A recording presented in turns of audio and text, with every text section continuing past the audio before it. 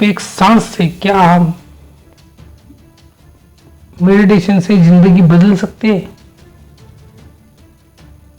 अगर आप ज्यादातर लोगों की तरह ये सोच रहे हैं और इस सोच में पड़ भी गए हैं कि कम मेहनत में आप मेडिटेशन प्रैक्टिस का फायदा हासिल कैसे कर सकते हैं, मतलब आपको मेहनत भी कम करनी है और आपको फायदा भी ज्यादा चाहिए।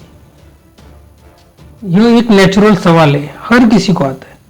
इसका जवाब हैरत में डाल देगा कि आप कर सकते हो। मेडिटेशन के फायदे बहुत ही कम समय में आपको मिल सकते हैं। इसके लिए आपको लंबी सांस लेना और छोड़ना होगा। नहीं समझ में आया तो आपको फिर से समझाते, चाहे खुली या बंद आंखों के साथ आराम से गहरी सांस लीजिए। सांस अंदर और बाहर करते वक्त अपनी सांस के फ्लो पर ध्यान लीजिए। बहुत सारे लोगों का मानना है कि इस तरह से एक बार सांस लेने के बाद वो शांत और रिलैक्स महसूस करते हैं, लेकिन ऐसा करना मुमकिन है? ये बहुत सिंपल तरीका है। यह बहुत सिंपल है। कैसे? पहला, माइंड फ्लो ब्रीदिंग आपकी नॉर्मल सांसों से ज्यादा लंबी और डीप होती है। इसकी वजह से आपका पैरासिम्पैथिक नर्वस सिस्टम एक्टिवेट हो जाता है, जो कि रीजनरेशन और आराम प्रोवाइड कराता है। दूसरी बात, जब आप अपनी सांस पर ध्यान देते हैं तो खुद को प्रेजेंट मोमेंट में लाते हैं, नतीजन अलग तरह से आराम का एहसास करते हैं। आप कुछ सेकंड के लिए क्या हुआ और क्या होने वाला है इसकी फिक्र छोड़ देते हैं। कुछ सिंपल मेडिटेशन बहुत बड़ा बदलाव ला सकते हैं। रीजनरेशन और कायाकल्प को ट्रिगर करने की एबिलिटी पर खास तौर पर असर हो सकता है। मिसाल के तौर पर दुनिया के सबसे बेहतरीन टेनिस प्लेयर 10 से 15 सेकंड में 2 पॉइंट के बीच अपनी बॉडी को रिलैक्स करते, और उसमें से एक थे शानदार टेनिस प्लेयर नोवाक जोकोविच। उनका कहना था कि उनकी परफॉर्मेंस बेहतर करने के लिए वो 2 मिनट का माइंडफुलनेस मेडिटेशन कर लेते। इसका मतलब उन्होंने एक सांस से नतीजन वो काबिलियत हासिल कर पाए, वो अपने आप को उस सिचुएशन में रख पाए और परफॉर्मेंस को बेहतर कर पाए। किसी खास चीज की फीलिंग पर कंसंट्रेट करके या फिर एक पल के लिए आराम करने से भी मेडिटेशन के स्टेज पर पहुंच सकते हैं। किसी भी चीज पे आप लक्ष्य केंद्रित करके आप मेडिटेशन पे पा सकते हैं।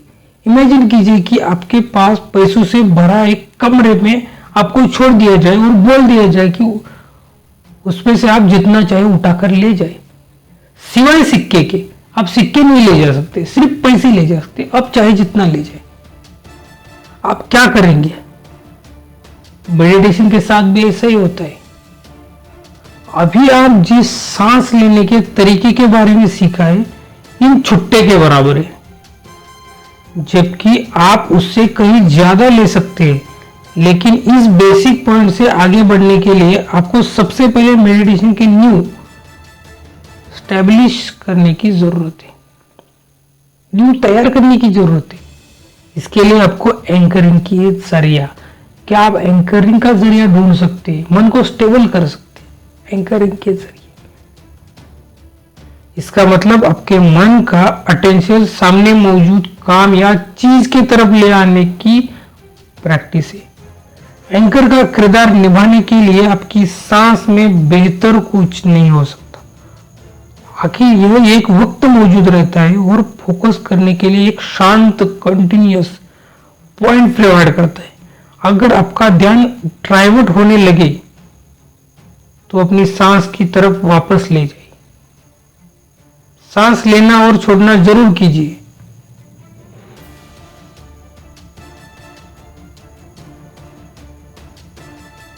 आप कोई दूसरा एंकर भी चुन सकते हैं। आप अपने बॉडी का कोई भी चीज, ऐसी चीज जिसे आप महसूस कर सकते हैं, वो भी चुन सकते हैं। मकसद सिर्फ एंकरिंग है, कोई चीज जिस पर आप फोकस कर सकते हैं। शुरुआती दौर में यह होना मुश्किल है, लेकिन धीरे धीरे प्रैक्टिस से आप इसे कर सकते हैं। यह भी सही है, आप आराम को प्रैक्टिस समझ के कर सकते हैं। हालांकि यह सब करने के लिए आसान नहीं है। बहुत सारे लोगों के लिए सच में आराम करना भी बहुत मुश्किल है। बहुत सारे लोगों को कुछ ना कुछ करने की आदी है, उनके लिए आराम करना एक चैलेंज है। जब आप यह प्रैक्टिस करने लगेंगे तो आपका दिमाग रिलैक्स होना शुरू हो जाएगा। इसी बीच आपको तितली के पंखों जैसा सुकून मिल जाएगा।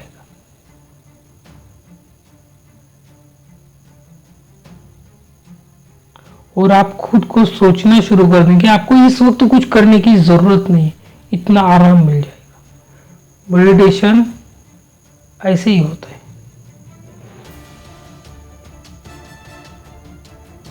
लेकिन इसकी शुरुआत आपको पहले से ही करनी पड़ेगी और अपने आप को खुद को शांति के रास्ते पे लाना होगा। अपने आप को खुद को समझाना होगा। हर बार आपको पॉजिटिव थॉट्स देने होंगे, तभी ये हो सकता है। लेकिन क्या अपने तरफ चारों तरफ की खुशियां आप महसूस कर पाते, उन खुशियों से रिलेट कर पाते? ढलती हुई जमीन पर आप पानी डालकर देखिए, अपनी नेचुरल स्वरूप पर ही फ्लो करेगी।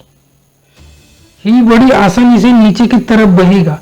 इसी तरह खुशी का भी, खुशियां भी उसी तरह ढलती है जिस तरह पानी का झुकाव है।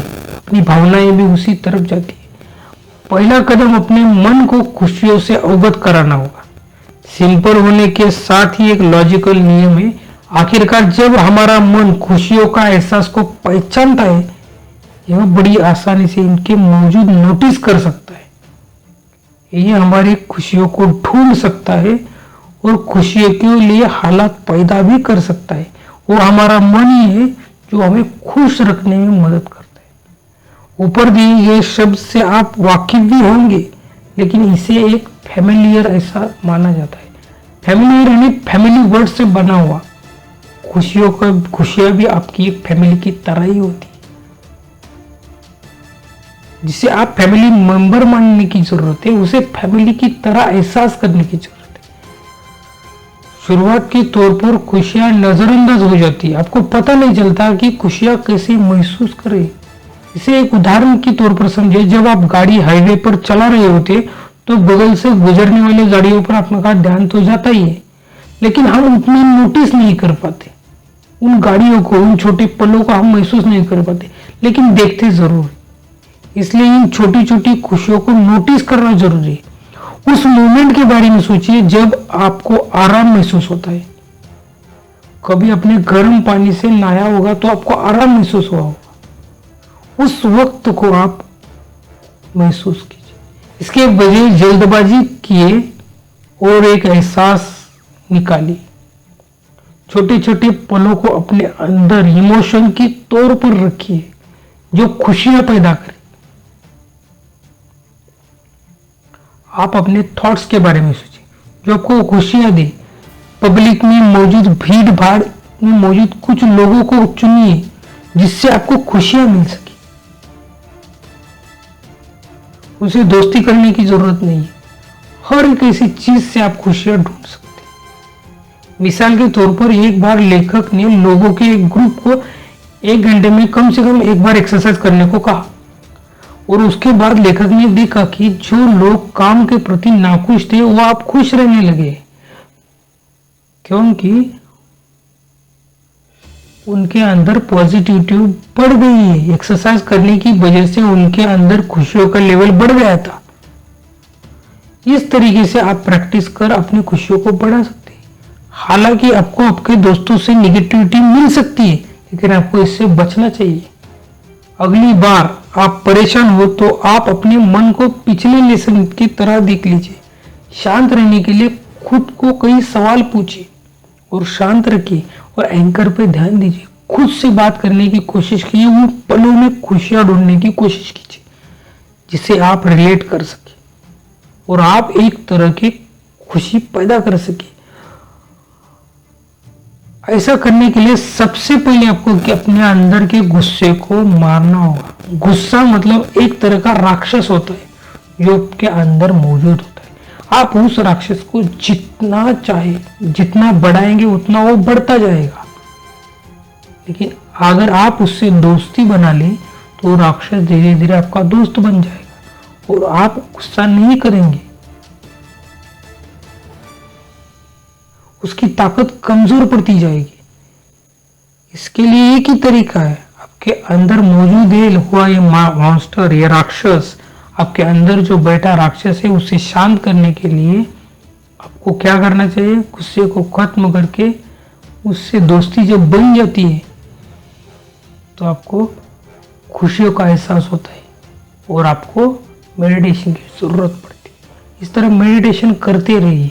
मेडिटेशन से उस राक्षस से आपकी दोस्ती बन जाती है और आप गुस्सा कभी नहीं करते। लोगों को लगता है कि मेडिटेशन के दौरान आपको खूब मेहनत करने की जरूरत है, डिसिप्लिन अपनाने की जरूरत है। हालांकि ऐसा करने से नुकसान ही होगा, फायदा कुछ नहीं होगा। डेली मेडिटेशन करना फायदे के लायक है, लेकिन आप ऐसा कर नहीं सकते। उल्टा आपको और तकलीफ होगी, आप इतनी ज्यादा से ज्यादा डिस्ट्रैक्ट होंगे। लेकिन आप थोड़ा थोड़ा टाइम निकाल के, दिन में थोड़ा थोड़ा टाइम निकाल के मेडिटेशन कर सकते हैं। इससे स्ट्रेस लेवल भी नहीं बढ़ेगा और आप रिलैक्स होकर अपने थॉट्स को नोटिस कर पाएंगे और अपने गोल को हासिल कर पाएंगे। इसके लिए आपको थोड़ा थोड़ा टाइम निकालकर मेडिटेशन करना चाहिए। Thank you.